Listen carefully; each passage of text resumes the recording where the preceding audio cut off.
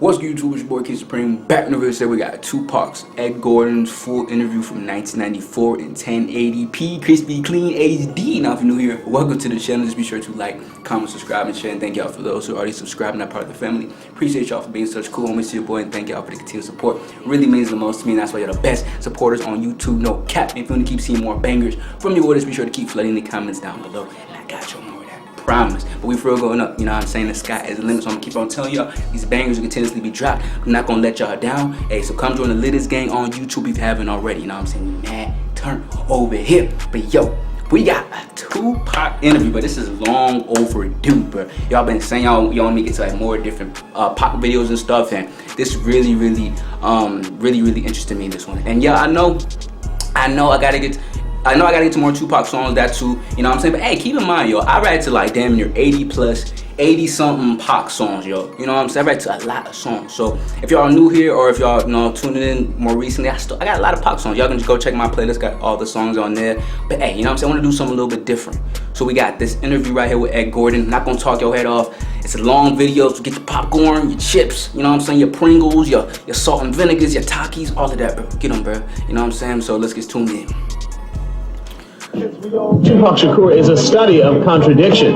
The million-selling rapper is praised by many for his socially relevant raps, like Keep Your Head Up, a salute to black women who aren't getting support from black men. On the other hand, he's criticized for his gangster image. He's a budding young actor who has been praised by movie critics as someone with real acting talent. Yet with all this going for him, many say he's risking it all. You see, Shakur is also a young man in trouble with the law. He faces numerous charges across the country. Among his legal woes, he served time in jail for assaulting a movie director that fired him from a project. He's apologized for that one. He's been involved in a shooting incident with an off-duty police officer, and in October, he faces trial on charges of sodomy. I caught up with the popular rapper in his friend's bookstore in Atlanta. We started our conversation by talking about why he feels he can impact today's youth with his work. I have something to offer to business that hasn't been shown before. You know, I have a whole energy. Before continuing, bro, I'm just gonna tell you this: his mind and where he was, and what he was saying, his message at such a young age was literally, you can't. He's 1 in a billion, bro. You know, 1 in a trillion. Like this, you cannot. Someone with his mind, his words, his inspiration. Like there's no one that will ever replicate him. So before watching this video, I just know it's gonna be. He's just gonna go really. I know it's just gonna be really inspirational. I know, so I'm gonna let it go though. I'm gonna let it ride. He can impact today's youth with his work. I have something to offer to business that hasn't been shown before. You know, I have a whole energy that represents not just black youth, but white youth, Mexican youth. You know what I'm saying? That change right before you go from being 18 and unresponsible to when you go to being like 21, 22, and the whole world's on your shoulders. Type shit. I believe strongly that my audience empathize with me because I show that side. I show that emotion, raw, uncut, real, good and bad. And so I think I can bring that more funnel, more directed into screenplays, more albums, producing, managing. You know what I'm saying? If I can figure out just how to control it, I can use it on a lot of different levels. In fact, it is that raw, uncut energy that Shakur brings to entertaining that has won him a legion of fans. I wondered how he's handling this pretty heady stuff at the tender age of 23. So young.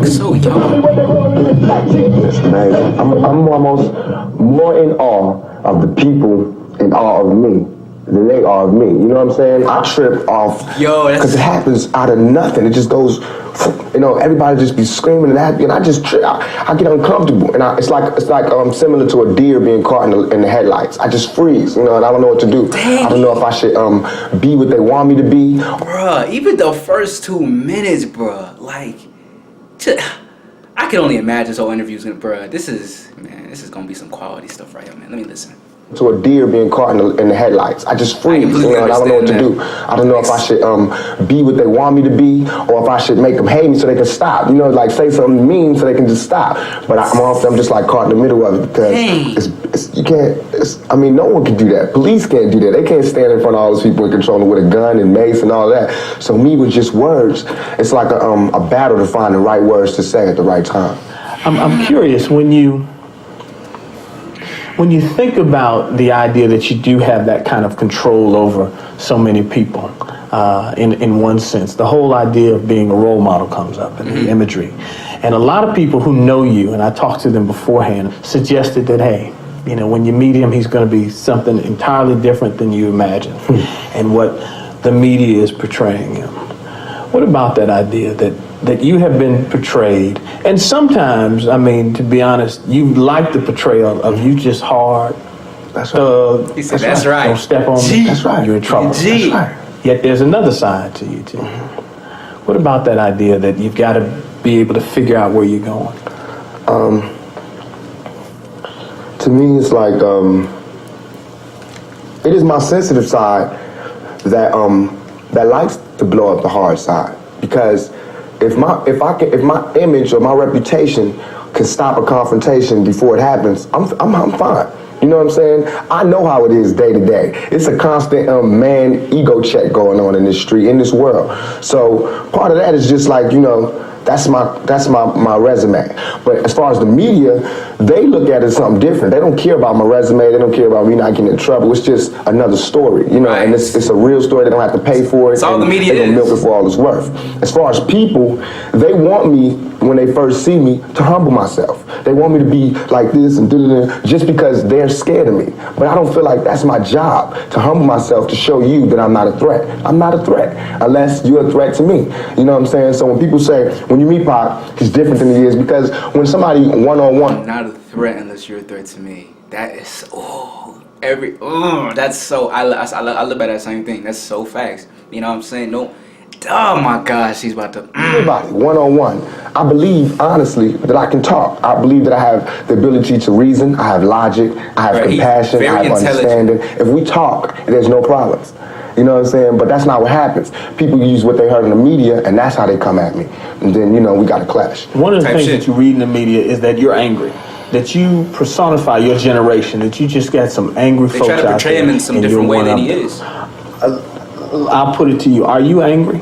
Are you angry with what you see society is about? Yeah, I'm Let me put this to you. A lot of people tell me Spitting.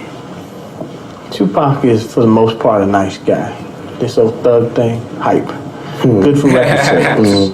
Hype. Helps him identify with the young people who are out there He a and G to angry, the core. who would maybe label him a sellout, like they did Hammer, if he didn't have that hard side. What about that? First of all, nobody could call me a sellout. I'm not going for that. I'm not even in that. I'm not looking for approval from the black community, because we don't give approval. You know, we don't really do nothing but exist. So it's not like black people could tell me you a sellout or you true blue. You know what I'm saying? It's not that. I'm not even. Hey, that makes so much sense. That makes so much sense. Like that relatability, like you know what I'm saying? Like you can't. That makes so much sense what he just said. Like not going into a center or whatever and saying, oh, we gotta do this, but you got all this bling on, all this, you know, all this. That's why he portrays that, to kind of more relate, you know what I'm saying, to the thug, you know what I'm saying, to that side. That makes so much sense, bro. My business out here. Crazy. Play devil's advocate again. Critics say, yeah, but you're being pimped. You're being pimped by the record executives who will allow you to do your thug life because it portrays a certain black. I mean, you've heard it, that if you were just a singer, you wouldn't have the same record contracts you have. Right. But because you portray the thug life, the gangster rap, they've allowed you to make that money. They've allowed you to push and make you platinum. I beg to differ. Talk your shit. Talk your shit. I'm getting pimped. That's true. But just like how a woman would be, you know what I'm saying? Anybody to be pimped. You know, it's like, it's not that you get pimped, it's how long you get pimped. You know what I'm saying? Because if you really look at this situation, it is not I who's being pimped. When you look at the white kids with Raiders hats on, it's the white folks getting pimped. You know what I'm saying? Because I'm making their future. I'm writing down their curriculum. Right now, what I write in my album today, when it comes out in 2 months, that's what white kids is doing. So who really is getting pimped? What I'm writing in my raps is what the white kids is gonna be saying to their mamas and daddies when they come home. Who is getting pimped? That's cool. You know what I'm saying? I'm a high school dropout. You know what I'm saying? As far as my teacher told me when I was in high school, I ain't gonna be. You know what I'm saying? I just gotta, it's going down. That's you know what I'm saying? crazy. It's going down. You know, everybody's getting pimped. Whether you work a 9 to 5 or whether you work for yourself, you're getting pimped by somebody. That's not the crime. The crime is how long you allow yourself to get pimped. You have to come up. Everything is a come up. Everything is a struggle. You start from the bottom, working to the top. I asked Shakur about his feelings on people like New York Minister Calvin Butts and the Reverend Jesse Jackson, who've been critical of Shakur and others for the gun-toting image many young rappers have. There's nothing criminal about bearing arms. You know what I'm saying? Nothing. Only the press and the media make you think that a black man arming himself is illegal or criminal, or that he wants to arm himself to rob a liquor store or something. You know what I'm saying? That is for me to defend myself. Protection. And it should always be. It's just about surviving, you know, and we have to be honest about the tools that we use to survive. And why is a black life any more recoupable than a white life? You know what I'm saying? We know that they don't put the same security in the ghetto that they do in the whites in the white neighborhoods. So therefore, for me to be out here saying don't, you know, put your guns down and no violence, that's hypocritical. And if I didn't talk about the violence, everybody would act like the violence wasn't there. We as rappers bought that violence. We bought the violence that we seen on the street, we put in our records for years. And after 3-4 years, people finally starting to see it because of all the statistics that's going on in the streets. If we stop talking about it, then they wouldn't take statistics. And when they stop taking statistics, then we'd be killing each other in the street and these white people wouldn't care no more. If they stop talking about it, then they stop taking statistics. If they stop taking statistics, then these... Wow, bro, it's next level thinking. It's because, you know, there's been some strays and we just slipped over in the white neighborhoods and there's kids in Iowa that want to be like us. Listen to my dog. Each other in the street, these white people wouldn't care no more. Only reason they care is because, you know, there's been some strays and we just slipped over in the white neighborhoods and there's kids in Iowa that want to be like us. You know what I'm saying? There's kids in Indiana that's trying to be like us because they can relate too. You know what I'm saying? You even admitted, I don't live in that neighborhood anymore. There's no real reason for you to carry a 9mm. Don't believe that. Why? You always. In 2 years, I've had a gun pulled on me by my limo driver, by police, by everybody. You know what I'm saying? And I better be. You know what I'm saying? I've been attacked. You ain't read the papers about these skinheads trying to blow up black churches. Why? They see me as the enemy just like y'all do. You know what I'm saying? They can come to my house and sit outside my house just like anybody else can. A skinhead. And once my life is gone, it's gone. Can't nobody give it back to me. Not the judge, not the president, not the governor, not Calvin Butts, not Jesse Jackson. They can't do nothing but come to my funeral and talk pretty about how black people suffer. You understand? And as far as Jesse Jackson, my first acting job was at the Apollo Theater when Jesse Jackson was running for president in 1984. It hurts me for him to say anything negative about any rapper because we supported him. He should support us. You know what I'm saying? As far as his image, you know what I'm saying? What was he doing? You know, he should be the last person talking about gun violence when he sat right there while Martin Luther King caught one in the neck. You know what I'm saying? Things ain't really changed that much. I swear to God, nothing I ever say is meant to be something where innocent people get hurt. Nothing I ever say is meant to be like a end all, let's go do it right now. Right. Nothing. Everything I ever say, and if any, this is so we can set it clear, anything I ever say as it pertains to my peers and being strapped is only in self-defense. You know what I'm saying? Because right now where I'm at, the world is harsh. And I just don't got no beautiful stories. You know what I'm saying? I'm gonna just be getting them ready. Because that's why I think I messed up. If somebody would have grabbed me, pulled me to the side and been like, look, Tupac, as soon as you step out here, they're gonna be at you. If somebody would have explained it to me, I wouldn't have took the same mistakes. But I made those mistakes. And that was my job to stop somebody else from making those same mistakes. Bro. To lay out the real map on the world and how it is. And how it is for Shakur is trouble. It's continuing to mount. He was just thrown off a concert tour for allegedly inciting a riot. Shakur claims his actions are just misunderstood. I'm not coming here telling you my plight and then I walk outside and live the good life. Everything I'm saying is a warning, is a plea for help. If everybody is so goddamn worried about me, why ain't nobody came to help me? You know what I'm saying? I never wanted to be no star. This ain't my job. I don't care if everybody don't cheer for me. You know what I'm saying? If you're not cheering for me for what I'm doing, don't cheer for me. Don't cheer because you think I'm cute. You know what I'm saying? Right. Screw that. Cheer for me for what I'm doing, for what I stand for. And when I go to jail, you should cheer louder. You know what I'm saying? Because I'm standing up for what I do. I'm not robbing nobody, not stealing from nobody. I never took nothing. Everything I do to represent my people. I do because I think this is what they want me to do. Shakur says all the attention given to his mishaps are one-sided. All right, this is all I want to say. For all the people that doubt me, I had no record all my life. Okay? No record, no police record, until I made a record. As my video was debuting on MTV, I was behind bars getting beat up by the police department. I got a $10 million lawsuit. They said they would settle with me and everything. You know what I'm saying? But nobody cared about that. That wasn't blew up all in the news. They didn't see me. They did not see me on TV with my eye busted, my head busted. There's pictures of those. In Oakland, yes, in Oakland. You don't see them pictures. You see pictures of Tupac coming out of jail in cuffs. You don't see pictures of the police standing over me beating my brains in. You don't see that. But I see that. They don't want you to see it. That's what I see. They don't want you to see it. You know what I'm saying? So it's all real. And I feel like just like a woman that's raped, any woman that's raped would never, ever allow herself to be raped again. Am I correct? Any woman that's violated would never allow herself to be violated again. Right. Same thing. You know there are going to be people who sit here and say, how can you say that when you're faced with that charge? That's how I can say it. We got people in my own community that will get me. Why? Because I got it.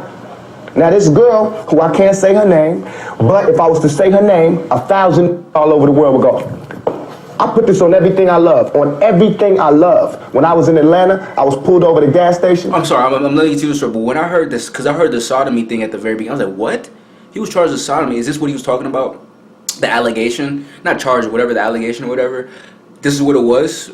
So it's pretty much, he said it was pretty much a thing of, because he has this, people want to try to get at me, people want to try to do this, people want to try to lie on me and stuff like that. Damn, people, again, that's why you gotta be, that's why it's just so sad in Pac's case as well. When you get to that point, you know, people just do, just because you at that point, they want attention, they want this, people will straight lie, literally, it won't do anything for them. They will just straight lie on you, like what Pac's finna say, whatever, about this one girl, like, you know what I'm saying, I don't, like, just straight lie on you or do whatever just because, I don't know, just something wrong with people, bro. It's just so many hateful, evil people out here, bro. Pac was one of the good ones, bro. He was one of the fucking good ones, and it did him wrong as fuck, man. And I feel like just like a woman that's raped, any woman that's raped would never, ever allow herself to be raped again. Am I correct? Any woman that's violated would never allow herself to be violated again. Same thing. You know there are going to be people who sit here and say, how can you say that when you're faced with that charge? That's how I can say it. We got people in my own community that will get me. Why? Because I got it. Now this girl, who I can't say her name, but if I was to say her name, 1,000 all over the world would go. I put this on everything I love, on everything I love. When I was in Atlanta, I was pulled over at the gas station. Some dudes from New York pulled over next to me and told me the girl's name. They said, I know the girl that did it. They told me her name and where she's from, say she's scandalous. I can't go on TV talking about this girl is because that's what they want me to do. They want me to get on TV and talk about my black sister as a hoe and she's a bitch and she's a money grubber. I ain't fit to say that. I don't have to do that to show that I'm innocent. You know what I'm saying? I'm not guilty. People should look me in my eyes. They should look me in my eyes. And anybody that thinks I committed that rape should go get Brenda's Got a Baby and keep your head up and listen to him thoroughly. I've listened to both thoroughly. It was hard to imagine that you would do that. It shouldn't be nothing for. It should not even be to me. I have no patience for anybody that doubts me. None at all. It's too hard out here. Bitches be scandalous. You know what I'm saying? If my people don't stand up for me, who is? I understand these white folks looking at me like that because they don't know me. They didn't hear keep your head up. That ain't no fluke. You know, keep your head up ain't no goddamn come up. I didn't do that to be smiling in my face to say, oh, he's cool. I did that from my heart. So that they do try to put a rape charge on me, my sisters could say he ain't about that. Now, if my sisters can't say that, you won't hear another keep your head up out my mouth. You understand me? Because it's a struggle on young black males today. Shakur's childhood plays a large role in the man he is today.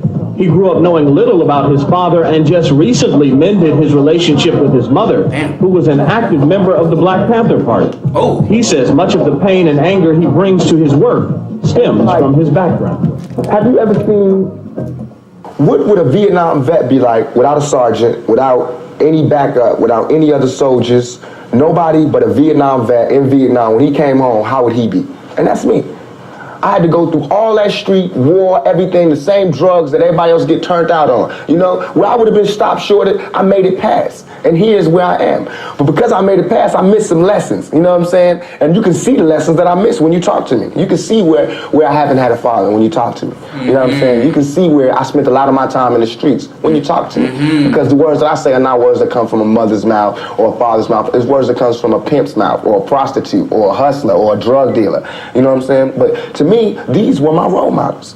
How much of that, though, in terms of growing up without a father, sometimes not being with your mother, do you lament on and look back and say, damn, I missed something big? Yeah, that is Everything. That is a struggle, man. I feel so I bad. know for a fact that had I had a father, had I had someone, and I hate saying this because white people love hearing black people talk about this, but had I had a father, had I had some of these opportunities, I'd have been able to help my mother more. She wouldn't have went the road she went. I could have been a better son.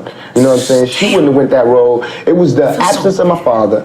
You know what I'm saying? I'm dealing with him being daddy not being there. My mother's dealing with him being my man not being there. Right. You know, so many problems in our community that affect everything. So by me not having that, I ain't never want to hear nothing about no kind of relationships between a black man and a black woman. I knew they didn't work. Because as far as I knew, my daddy was the coolest dude out there. And my mama was a Panther. So if they didn't work, it don't work. That's how I felt. You know what I'm saying? And going out there, you know what I'm saying? It's like watching my mother. I really like this interview with Ed Gordon. He interjects sometimes, you know what I'm saying, when he gets a point across, but I really like his interview. I like his interview style. Obviously, Pac this is actually one of the most amazing interviews I've ever seen in my lifetime. I'm not even going to cap with y'all. I'm literally not capping with y'all. But Ed Gordon, I feel like he's, just from the first time I've ever seen it, he's a phenomenal interviewer. Like, he lets Pac speak on stuff. He has very interesting, engaging questions. He, you know, it's I think whenever some of you're interviewing, they really appreciate it when, you know, you did your research. You know, he said he talked to some of Pac's friends. Like, that's what the artist preach. That's why he's opening up so much, because this dude really set it up. Like, the interview just so, like, perfect in a way, just the, you know, just the straight line communication, and everyone's transparent. I really like it, yo. Thank y'all so much for this. Oh my gosh, thank y'all for this gem. I will literally watch this on this is so much more. Let me continue, yo. Just go through changes and everything. It's like my mother's my partner. She's a soldier. You know, she's a soldier like I'm a soldier. You know, and I watched the peep the game that she went through. If I would have went the same way my mother went, had not she did her route and showed me where it went wrong with her. My mother always told me, don't you ever just volunteer yourself to our people, because they'll use you. Mm-hmm. That's what they do. Facts. You know what I'm saying? She also told me to follow my heart and for me to be the leader. But it's interesting to see just the change in your face, your reaction, your thought process. That's all I ever wanted to do. Ask my mama. I wanted to go to college. I went to school all the way and was ready to go to college. The only thing that stopped me was money. The time all the kids in my school was writing applications to go to college, I didn't have no lights and no electricity. And that ain't my mama's fault. I feel so bad. You know what I'm saying? So when I think back to that, I'm not thugging for me. I'm thugging for my family. I pay all the bills. You know what I'm saying? I feed my whole family. Wrong or right, I do. And I can't stop. You know what I'm saying? If thugging is gonna make me $1 million, because it just got me platinum, then that's what I got to do constantly. And if it makes me feel, because right now, I feel satisfied. I don't feel like I've ever embarrassed myself or my people, you know, in nothing that I've done. Mm-hmm. And yet, no, I got the whole world fearing me. You know what I'm saying? That's at 23, weighing 160 pounds. You know what I'm saying? Wow. And I ain't even started. I haven't even rolled my plan out yet, and they scared. I got the vice. So sad. The fact, hear him saying that, talking about his plans, what he's gonna. It's just so sad, man. Man, I'm just lost a legend, man. Come on now. You know what I'm saying? And I ain't even started. I haven't even rolled my plan out yet, and they scared. I got the vice president know who I am, the president, every cop in every city. You know what I'm saying? And I haven't even started working out a plan. The rapper paints young black men as victims and blames much of their plight on others. So I wondered how he dealt with the fact young black men are killing each other in record numbers. Right. Suicide. That ain't homicide. That's suicide. We killing each other because we killing ourselves. We not. When another man. I know. I've been in the homicide. That's suicide. Oh my gosh. It's out of our control. It's not like he wants to kill. He just doesn't want to die. You know what I'm saying? It's that situation when you got. We are living in a war zone. It's not as easy as these people are making us think, that they just got some criminal-ass black kids with guns. It is not like that. We live in hell. We live in the gutter. We got us stacked up 80 deep in one building. You know, by the time you get out your house, you strapped to protect yourself. Because you living in the same community that the police is carrying rifles and riot gear. They need them riot, excuse my language, I'm so sorry. The same reasons they need the riot hat, the riot jacket, the flak jacket, the double vest, the 9mm Glocks with extra bullets, the tear gas, the mace, all that. Who do you think the police is using that against? Dogs? Black people. So we fighting the same villains that they fight in the street. But instead of them seeing us fighting villains in the street, we all villains. Is your generation the one that is picking up for where the Panthers left off, saying, all right, enough is enough? The generation before us forgot about the fight. We're picking it back up. Not only forgot about the fight, forgot about us. Yes, and we're picking it back up. But at this level, all we're trying to do is unite. And right now, as a year, we got 1 million people that's listening. Now we can tell them something. Now we can try to get them that way. And we might lose some. We might gain some. But we would never even have that audience had we not said what was real. You know what I'm saying? And the main thing for us to remember is that the same crime element that white people are scared of, black people are scared of. The same crime element that white people fear, we fear. So we defend ourselves from the same crime element that they scared of. You know what I'm saying? While they waiting for legislation to pass and everything, we next door to the killer. We next door to him, you know, because we up in the projects where it's in the building. All them killers that they letting out, they right there in that building. But it's better, just because we black, we get along with the killers or something? We get along with the rapists because we black and we from the same hood? What is that? We need protection too. Finally, I want to ask you about something that someone else asked you in the interview, and I thought the answer was interesting because I think it speaks to you and your generation a lot. Someone said, where do you see Tupac 10 years from now? You said, hey, I just want to be alive. That's real for you. That's so real. I made a metamorphosis. I'm a new person today. All right, man, I gotta take a second, man. Yo, that hit me, bro. That hit me, man. I just want to be alive, man. Oh my God. Oh my God, bro. Oh my God, bro. Oh my God, bro. Sorry, I had to take a little second, bro. Oh, fuck. Where do you want to be in 10 years, man? I just want to be alive, man. Fuck, man. Damn. Fuck, man. Tupac 10 years from now. This interview was so powerful, man. You said, hey, I just want to be alive. Shout out. First of all, shout out to Eric Gordon. Shout out to Pop. But shout out Eric Gordon for that wonderful interview. Amazing interview. Just everything was perfect about it. And shout out again, Pop. Let us do it to death, man. Come on, man. Speaks to you and your generation a lot. Someone said, where do you see Tupac 10 years from now? You said, hey, I just want to be alive. That's real for you. That's so real. I made a metamorphosis. I'm a new person today. Because I used to strongly and honestly, I feel like I could represent my generation so much because I honestly did not care whether I lived or died. But now, I cannot die with people thinking I'm a rapist or a criminal. I can't leave until it's straight. You know, I'm not suicidal. I can't go until y'all really know what time it is. And then after that, boom, it's all over. And we can see, you know, how this could fall. But that's how it is. And the reason being is because if I can't live free, if I can't live with the same respect as the next man, I don't want to be here. Because God has cursed me to see what life should be like. If God wanted me to be this person and be happy here, he wouldn't let me feel so oppressed. He wouldn't let me feel so trampled on. You know what I'm saying? He wouldn't let me think the things I think. So I feel like I'm doing God's work. You know what I'm saying? Just because I don't have nothing to pass around for people to put money in the bucket don't mean I ain't doing God's work. I feel like I'm doing God's work. You know what I'm saying? Because these ghetto kids ain't God's children. And I don't see no missionaries coming through there. You know what I'm saying? So I'm doing God's work. While Reverend Jackson do his up in the middle class and he go to the White House and have dinner and pray over the president, I'm up in the hood, you know what I'm saying, doing my work with my folks. And just because I don't live there don't mean I don't go there. I got to go there because I can't hang nowhere else. I got to go there because I can't hang nowhere else. Yeah, bro, I'm about to cry, bro. Fuck. That's the video. Hope y'all enjoyed it. Damn. That was.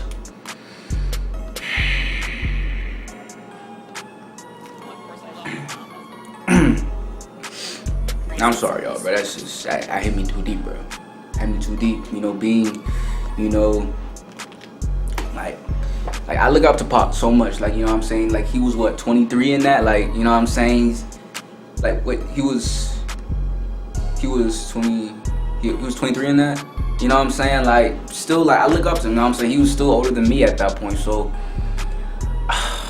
like, I just look up to him so much, like he was a damn brother, you know what I'm saying? It's crazy, you know, and it's just from his music. That's the first time I actually really, like, you know what I'm saying, looked at him in this perspective. Like, obviously I heard the songs, heard the message through his songs, how impactful it was, but it's the first time really kind of sitting down is like, kind of like, you know what I'm saying, just seeing where his mind was at, seeing where really his head was at, you know, just talking, not in a song or whatever, but man, again, I look at him as like a damn brother, for real. You know what I'm saying? Like, just his words, his inspiration, it's inspired me, it's motivated me. The songs, it's motivated me with the things he said.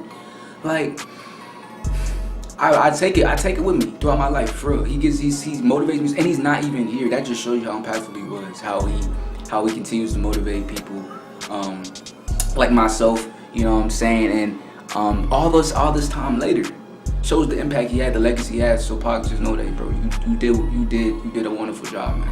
You gone too soon, my guy, but you did an amazing job. Don't feel bad about nothing. Like, you did an amazing job wherever you are in heaven. Like, you a real one, you a real G. You feel me? But my bad, I didn't mean to make this so long, bro. But I feel like it's gotta be, bro. I gotta give my respect to him, man. Like, dog was like he was just like, bro. That's the video, bro. I hope y'all enjoyed it.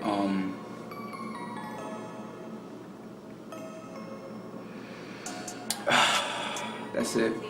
Like, he's so young, man. Like, fuck, man.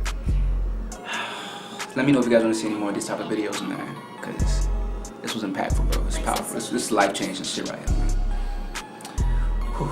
Well, like, comment, subscribe, share if you want to see more videos. Be dropping more very soon. And thank y'all for tuning in. Thank y'all for all this, and just, you know, continue to support. I'm gonna keep on posting for y'all. I'm gonna keep on dropping bangers for y'all. You know what I'm saying? So I'll see y'all next time. You know what I'm saying? My Instagram's on the bottom of the screen, also in the description if you wanna, you know what I'm saying, hit me up, do all that shit. It's your boy KingSupreme. We out, baby.